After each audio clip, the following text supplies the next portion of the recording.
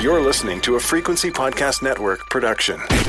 The Brock and Dalby Podcast. This is the Brock and Dalby Podcast. Welcome to Wednesday. My name is Brock. I'm Dalby. Man, I was just looking. I'm in like this Facebook group for people that sell tickets. Oh, for concerts and sports and stuff? Man, people are going crazy trying to get Taylor Swift tickets for that show in Toronto. Dude, I'm so excited. And like, I don't begrudge anybody who's a Taylor Swift fan who's excited about the show or whatever, but I'll be so happy when it's over and people can stop using social media to fucking beg for tickets. I will say, the cheapest ticket that I looked at StubHub, cheapest ticket that you can get is $2,600. $2,600, and I bet you it's not even a good seat. The most expensive ticket you can get on StubHub, $45,000. Dude, you can go to the Super Bowl for that. You go to the Super Bowl and WrestleMania for Fuck that. That's a down payment on a house. You could buy a car, man. Also, yes, you could do all of do those. so much more. You're much more responsible with money The than I am. $2,600, that's almost like my mortgage payment, That's man. Like, crazy. Imagine if you just had someone come up to you and be like, I'd like to give you $2,600. Do whatever you want with it. That would completely change everything about what's going on in your life right now. well, and I think scalpers suck, but also, I mean, if you're willing to pay that much money, I think you're just as bad. That's just it. Like, this is one of the ones where I'm not endorsing it. Fuck scalpers.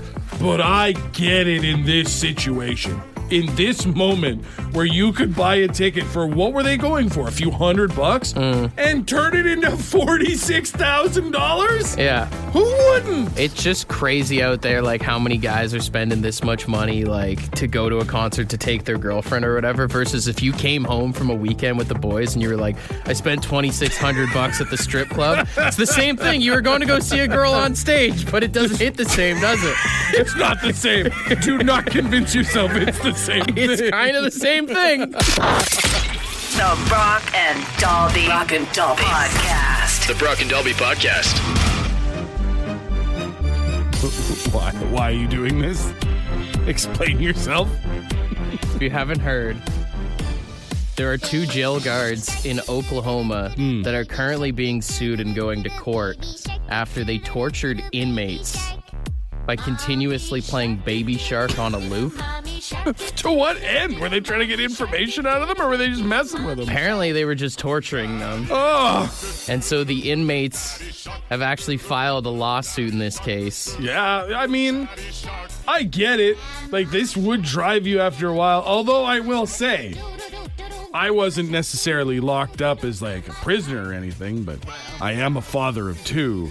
You do eventually develop a tolerance. Do you think it would have made a difference if these inmates were, if parents? If they were parents? Yeah. If they had already heard this song 7,000 times before they went in? Yeah. Yeah, I think they're probably it's probably easier to tune it out. Mm-hmm. I feel like if you put me in that room over there and you're in this room and you pump that song into both, I think you crack before I do. Yeah, I think probably. that I have developed a tolerance to it. Yeah, I feel like all parents are probably numb to all the kids' songs that everyone hates, like Baby Shark, Paw Patrol, the Barney theme song. If it's brought to your attention, like even right there, I was not expecting it, and I heard it, and I had like a full body shudder. But if you had kept playing it, I don't know that it doesn't bother us, but I feel like as parents, we learn to just go somewhere else. Sure. You know what I mean? We go to our happy place, and then that song isn't playing anymore. If you were going to torture someone with one song, what song would it be? Oh, easy. It's the song that doesn't end. Oh, yeah. Yes, it goes on and on, my friends. What if you did like an EDM song that always continues to build but It never hits drops. the drop? It's Sandstorm, but it's just the at the beginning, Yeah. over and over again, and it keeps getting faster, but it never drops into the. Yeah. If I was going to torture someone, actually, you know what I'd do? I would play that tequila song. Oh, but it never says tequila. It never reaches tequila. Just constant ba-da-na-na-na, ba-da-na-na, for an hour and a half. You're like, tequila! It's tequila! The Brock and Dalby Podcast. We're talking about what would be the worst song to torture someone to. This might be it. Like 10 people texted this one in. But I think you got to cut that last part out. I think it's like you said, don't let it resolve. Just keep doing the over and over again. Don't get to the because then your brain has somewhere to go.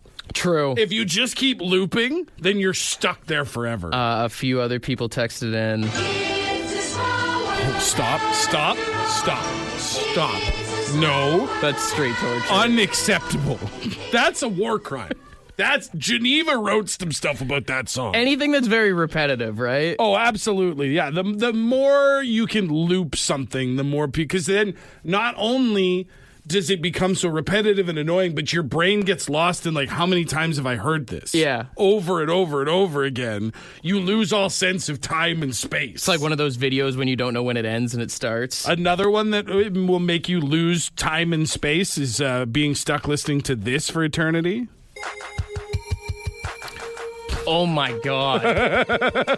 Oh. You want to torture someone, put them in a room and just play this. I honestly feel like the government tortures us every spring when you're trying to get a hold of them. Turn that off. All right, yeah, Turn that off. Sorry, that was a lot. Jamie did text in and said, I don't think you need to use music. What if you just had... just on a loop like every 10 seconds? Oh, not even every 10 seconds. Because your brain could kind of lock into that and expect it. Mm-hmm. Have it at random times. Sometimes it's 10 seconds. Sometimes you don't hear it for a whole minute.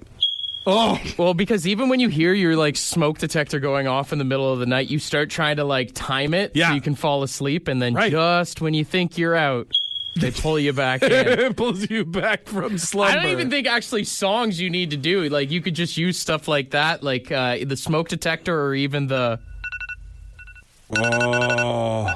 You just let that run for like 10 hours. Just that sound of somebody somewhere nearby has an alarm going off, and why won't they turn it off? Yeah. Why won't they stop this? The worst would be like the duck iPhone alarm. The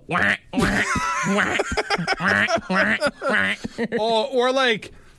Not a car alarm right outside your house. Not your car. Not even your neighbor's car. But like 4 or 5 houses down. Just the faint... Yeah. Your car is safe. Please stop this. I think you could just even use like human noises. Just have someone like... Oh. Just... Oh, God. Someone who's got to blow their nose. Again... Sorry, I got some phlegm in my throat. Just like the smoke detector. Don't have it on a regular basis, but every just random amount. Oh, that was gross. That was meaty. I gotta go spit in the garbage can now. The Brock and Dalby Podcast. What's going on? Are we talking about sexy boys again? Well, I mean, you can never talk about it enough, but we got pump faked yesterday. What do you mean? Not seen this? No. Yesterday on the show, we talked about People Magazine's World's Sexiest Man, Benny Blanco. Yeah. And how amazing it was that people chose such a normal, average-looking dude. Standard fella. He was not World's Sexiest Man. And yeah, he was it? He was not. He was in the same issue where they announced World's Sexiest Man. He had his own article about what a great boyfriend he is to Selena Gomez. So who's the world's sexiest man? It was not announced until late last night on the Stephen Colbert late night talk show. The world's sexiest man is John Krasinski, formerly of The Office. Oh. Yeah. Oh. Reed Richards of the Fantastic Four most recently in that Doctor Strange movie. Nobody thinks of him as that. I think that he's a fairly sexy guy. He's a lot sexier than Benny Blanco. I mean, I guess, but like, he's not that hot. I don't know, man. I mean, he's pretty tall. He's pretty decent shape. He's got a good beard. You know the only reason why he got this? Why? Is because everybody's obsessed with The Office. That show hasn't even been on TV, and he's done so many things since then. What else has he done? He has that show. There's a show on Amazon that he's in. What's it called? Well, I don't know that. Exactly. I don't. Exactly. I'm not dude. in the demographic. He's only considered hot because he's Jim from The Office, and there's that whole Pam and Jim romance thing. No, he got hotter after he left that show because he became. God, I wish I knew what it was called. It's a spy show of some sort. It's apparently really good. He's an action star now. No, he's not. He is not an action star. He's got the show on Amazon. He did those movies. He's like Harry Potter. He's one of those actors that'll always just be known for one role and one role only. Like if Harry Potter had been popular right now, he would have been the sexiest man alive. Calling him Harry Potter. Whatever his name is. His name is Daniel Radcliffe. Sure, whatever. It's not Harry Potter. He's only getting sexiest man alive because people are obsessed with The Office. That's the only reason. He was in those two movies where you can't talk. The Quiet Place or Quieter Place or whatever it's called.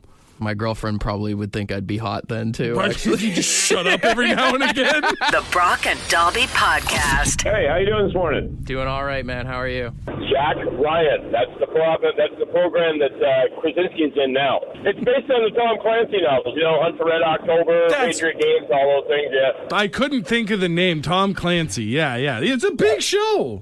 It is. Actually, it's a pretty good. He started out kind of quiet-like, and then he gets better every season. You know, he's not a blabbermouth. He's kind of a CIA. He's got a doctorate in economics, and he's. But is he sexy though? Oh yeah, he's sexy as hell, man. I'm telling you, man. He's kind of jacked. He's got a nice rugged beard. 220, 230. I mean, he's tall, dark, and handsome, and he's got a sharp personality. He started out actually doing editing on the Conan O'Brien show years ago, like it was where he first got his start. Okay, this guy's really into him, yeah. See, just on a call, let you know, guys. Like, I can hear you just hanging there. What's that show? Hey, well, nice meeting John Krasinski's super fan here. It's cool when you can meet the president of a fan club, but I think that this is proof that John Krasinski, one, has had a big career after The Office, and two, it's pretty sexy. Maybe I'm biased because I don't like The Office. Well, I think that's pretty clear at this point. But in my opinion, I've only watched The Office one time, and I don't get why everyone's obsessed with this Jim character, because he's a scumbag. He's like the most friendly and romantic guy in the show. Is he? Yeah. Is he absolutely the guy who swooped in and took another guy's girl? I wouldn't say. At work, mind you? I wouldn't say he swooped He's in. the reason why some people don't trust their spouses with their friendly coworkers. Listen, she was in a committed relationship to the point where he literally moved away and took a different job so that he wouldn't be there to be a distraction anymore. All I'm saying is he does nothing productive at work. He's always messing people. He's a big HR complaint, honestly. Oh, Dunder Mifflin HR was severely lacking at that point. He violates people's personal space with his jokes. I'm just saying, if you worked with Jim Halpert in an office, you would hate that guy. I'm just saying that short of stealing a coworker's girlfriend, you've got a little Jim Halpert in you, brother. Don't you turn this around. This isn't about me. This is about Jim.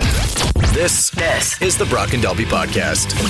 I'm conflicted. Okay. I think we need to take some bets this morning here. Oh, God, I just lost a bet to you. What are we betting on?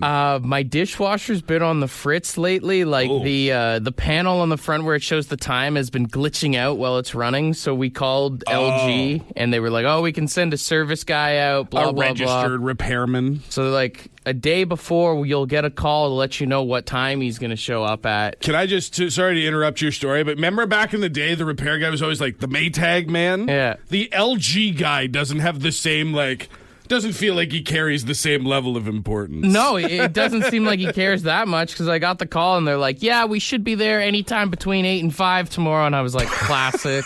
8 a.m. and 5 p.m.? Yeah. This man wants you to put in a 9-hour shift? So I don't know what to do because I told Courtney that last night before we went to bed. I'm like, "Hey, so there might be a chance before I get home from work, some guy might show up to look at the dishwasher." And she's like, "Okay, well, I have to be at work at 8:30.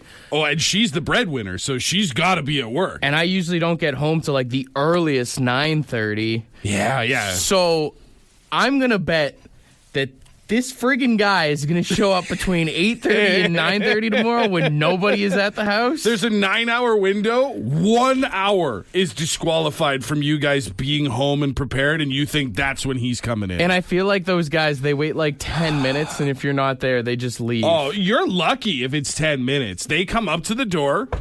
If you got a doorbell, maybe you get a ring. One ring, one knock. I would say 3 minutes, and then they're like, well, we tried. They're like Bye. the UPS guy, whereas if you don't come, they're like, oh, you missed your package kind of thing. Oh, like, no, the UPS guy is worse because the UPS guy sometimes doesn't even knock. He just puts the "you weren't home" thing on.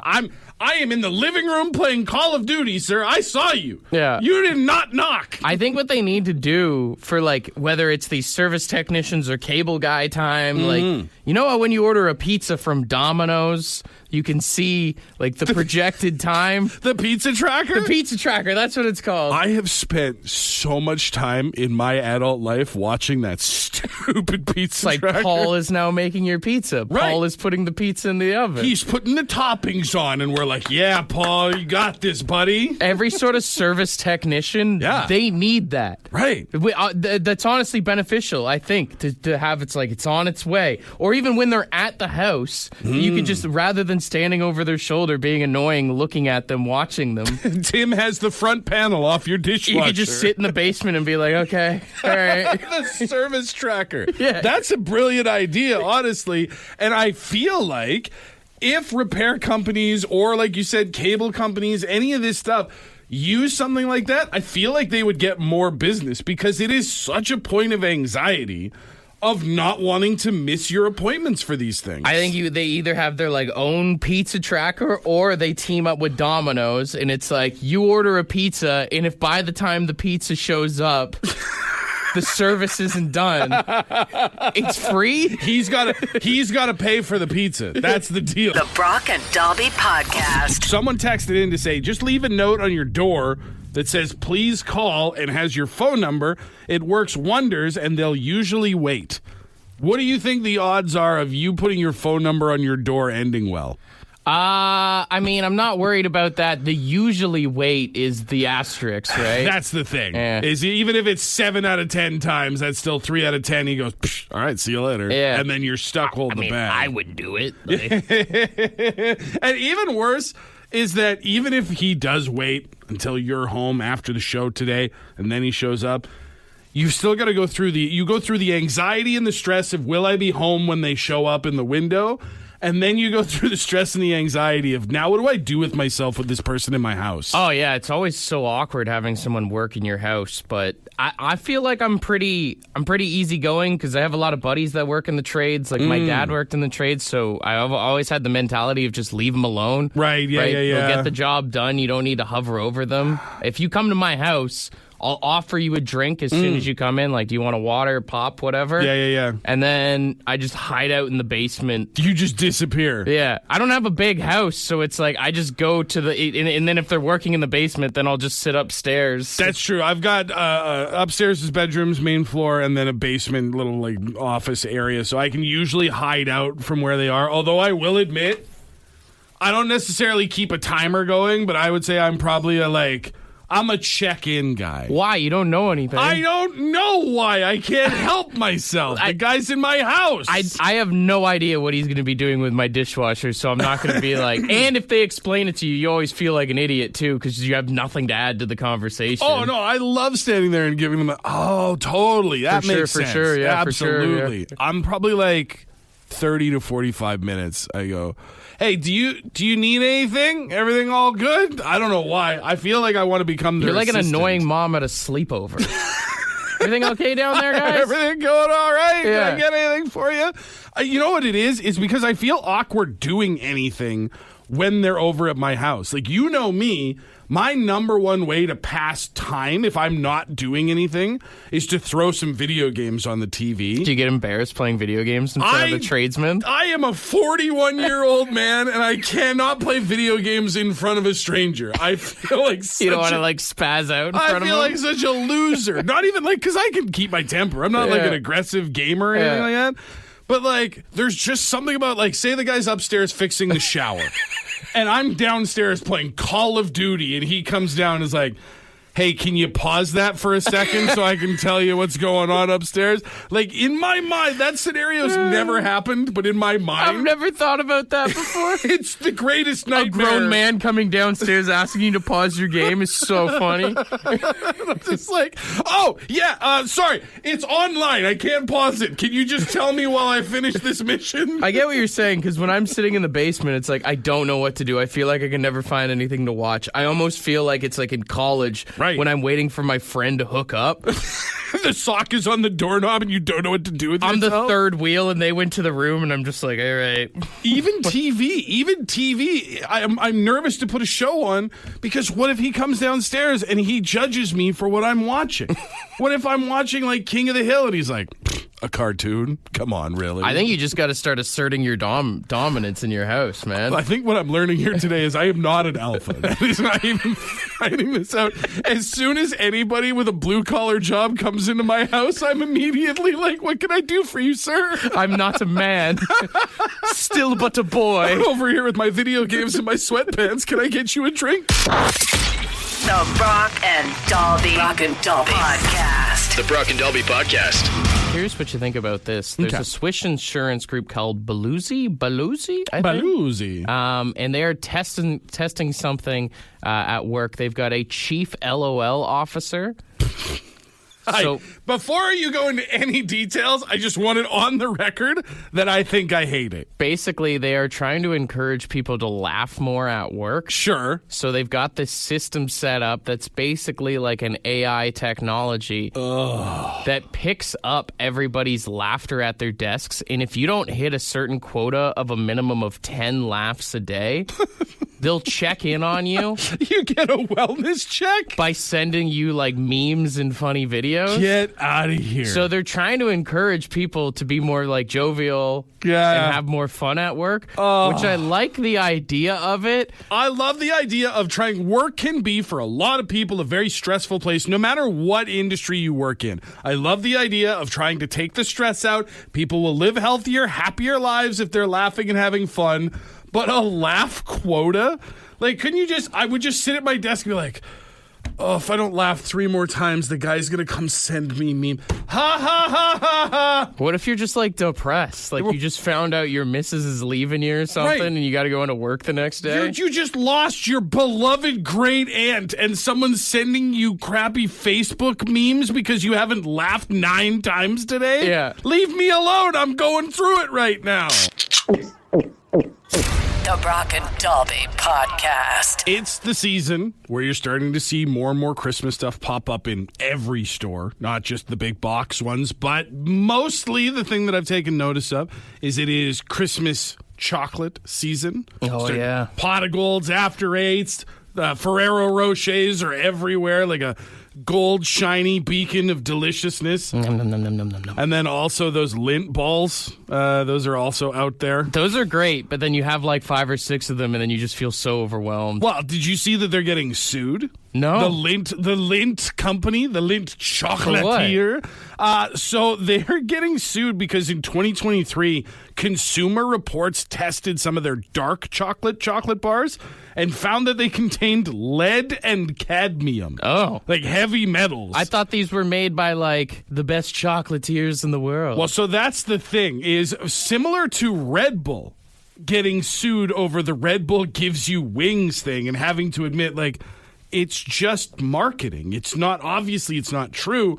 Lindt has had to have their lawyers go out and say that the line they use of it being expert crafted with the finest materials is just marketing and is not actually indicative of how they make their product. So there's not a guy in a white jacket swirling chocolate around? No, all the commercials you see of that one white dude swirling chocolate and calling himself a master chocolatier is all bull. Man, I used to think Lindt was like the fanciest chocolate growing up. What? I don't understand. Like, Ferrero Rochers have always and probably will always feel fancy, and it's silly Because it's just the gold foil. I mean, I think it's mainly because Richard Gere was in the commercials wearing a tuxedo. That's what did it. And then they'd have the ones where it was like the gods were eating it. That's right. Yeah. But even with Lindt, like they just come in those little red or whatever color plastic wrappers. Why did we convince ourselves that they were so fancy other than they're kind of expensive? There's so many stuff like that when I was a kid, like Perrier water. Ooh. I thought that was rich people water. Water that came in a glass bottle? Are you kidding me? We could never. This would bankrupt our whole family to bring this It was home. Lindt's, Ferrero Rocher's, Perrier water, and then also Dijon mustard for some reason I thought was fancy. Because the old man in the limousine. The limousine would roll down the window. Excuse me, do you have any Grey Poupon? And the name just Dijon itself. Right. Like, It sounded so spectacular. Now you're like, this stuff is in the mustard aisle for like $3. There's nothing fancy about this whatsoever. but then again, my family also took like going to Red Lobster as a fine dining experience. you know, I'm going to go ahead and say this, and I might upset, especially you've got maritime family, so maybe I'm out of pocket. Lobster in general is overrated. I mean, technically it should be because it's like that's what they used to give like prisoners back in the day, right? You Like, just like butter. That's all it is. going to Red Lobster, I think the only thing that made it feel fine dining was you saw the tank as soon as you walked in. Right. We'd get dressed up to go there. Right, there was no way, and it's not like that anymore. But back in the day, there were certain restaurants that you would almost put on like your church clothes to go there because it was like we couldn't possibly be seen. Imagine going to the Keg in a hoodie back in the day. It was like Red Lobster and then East Side Mario's was like a fancy spot for my family. Right. Meanwhile, we're just eating as much Caesar salad as we can possibly stuff our Just faces with. taking that bread and stuffing it in is hard. It's weird that an all-you-can-eat place could be technically fancy. This is the Brock and Dalby Podcast. Would you rather? Wednesday. Would you rather Wednesday? All right, let's get weird. 762-555. You can still send in your would you rather questions. Someone said, would you rather be a strawberry with human thoughts or a human with strawberry thoughts? First of all, I know a few people that are humans with strawberry thoughts, and they seem pretty happy. Meanwhile, humans with human thoughts go to therapy a lot. A strawberry with human thoughts would be terrifying because then they'd just be like, don't eat me. Yeah, I feel like that would be a pretty miserable existence, whereas if you're a human with strawberry thoughts, it's probably an ignorance is bliss You situation. maybe might be more confident because you'd be like, damn, I'm ripe. You know what I mean? No, because the problem is in humans, ripe is not a compliment. You've never once positively told someone they were ripe before. If I was a strawberry, I'd feel it, though. Someone said, would you rather have to clean public bathrooms or massage strangers' feet for the rest of your life? I mean, probably clean bathrooms. Honestly, you can because it's good, honest, hard day's work, and you can put on gloves and protective gear. Are we getting paid, or is this just something you have to do? I have to assume that we are either in sanitation or we are in massage. I'm going to go massage because I feel like massage therapists get paid pretty good. I just don't think I could do it. I don't think a parade of strange feet would be worth. I agree with you. Based on what I pay to go in to get a massage, I assume that people there are making good money. But I don't think it's worth it. The same way that I don't think people would take a lot of good paying jobs because it just doesn't. It's like, do you value the money or do you value the work? I don't think the money is enough for me to touch a dozen feet in a day. That sounds awful. I just also know what I've done in a bathroom. So, yeah. You know? And you know where them feet have been? In a bathroom. What's another one here? Would you rather always sleep in or always stay up late every night? I mean, sleep in, I think. Yeah, I think more sleep is better. I mean, I used to, for a very long time, do both. I would stay up late and then therefore sleep in. But I had a job where I didn't start until 2 in the afternoon. So. What's another one? Jake said, would you rather speak through a sock puppet or would you rather spit up people when you talk constantly? I don't know what that means. I'm guessing he means like spit at people. Maybe That's got mixed. probably, yeah. Just a constant spray. That sounds like their problem. People are more polite if you were like spitting when you talk, because no one would say it to your face. They talk behind your back. Yeah. Versus like if you had the puppet, everybody like you'd be able to see it on everyone's face. I feel like if you had every conversation you had to have with other people using a sock puppet, people would speak to you a lot slower. Yeah. Do you know what I mean? Like, they would make some assumptions about you that might be hurtful. Also, I lose so many of my socks all the time. It would be a pain in the ass trying to keep that guy around. Honey, have you seen my mouth? I can't find it anywhere. All right, let's wrap up with this one here. Okay. Would you rather have color-changing skin depending on your emotion, so like a mood ring skin, Like a mood ring, yeah. or tattoos that show up on your body that show what you did yesterday? Oh, Now, what's that Disney movie? Moana. The Rock's character had that. Oh, okay. His tattoos would like act out his life. I will say, as a ginger man, I do know your mood depending on the color of your skin. But You're that's, very pasty. You get very red if you're angry, I a was different gonna red say, if you're embarrassed. it's only one or two of my emotions that change with the color of my skin. You're like a Sherwin-Williams, different kind of color coordinates of red paint. I'm paint swatches, Yeah. but only from lily white to beet red. Yeah. That's it. There's no other part of the spectrum there. I think I'd rather be the mood ring than the tattoos. The thing is like, if you can tell my mood, maybe you'll leave me alone when I'm having a bad day, or you'll know that like I'm having a good day, you can approach me. Well, if it's the tattoo thing, you ask someone how they're doing and they say good, they'll be like, I don't know, your calf says otherwise. I suppose the idea is you could just dress up to cover up all the shame that's on display on your body. True. The Brock and Dalby Podcast. The Brock and Dalby Podcast. Ed's word of the day. Let's see what he's got. Top for the morning to you. Yeah, today's word is brusque. Huh? Yeah, brusque. Oh, BRUSQUE. Brusque. Brusque? brusque. And it's abrupt or offhanded, blunt in manner, or speech to point of being rude or harsh. Well, I guess that's necessary sometimes. Not very nice, though. All right. Anyways, that just about does it. Have a great one. Cheers her up. Brusque? I feel like I've been referred to, not by word, but I've been referred to as brusque from time to time. Yeah, I think it's like, it's not someone being a dick, but maybe their manner is. You could take it as like, it's someone who's very curt, very short, like Yeah. not a lot of words. It's like when you deal with the parking enforcement downtown. Yeah. You know, like they come across like super rude, but they're not. They're just brusque because they have to be like that with people. They're very brusque because they don't have time to sit and negotiate with you. You're getting a ticket and then they have to go on and vulture somebody else. They have to keep resting brusque face, is what it is. Resting brusque face sounds like something you should see a physician about. I have resting brusque face? Oh, I'm sorry. Did they say how long you have? I was going to say it sounds nicer than the other one, but not really, does it? Get a cold bottle of Lipton Brusque. Brusque. Use it wherever you can today, all right? For more Brock and Dalby, tune in weekday mornings 5:30 to 9. The Brock and Dalby Podcast is brought to you by badshop.ca, the Brock and Dalby merch store. With all proceeds going to the Canadian Cancer Society.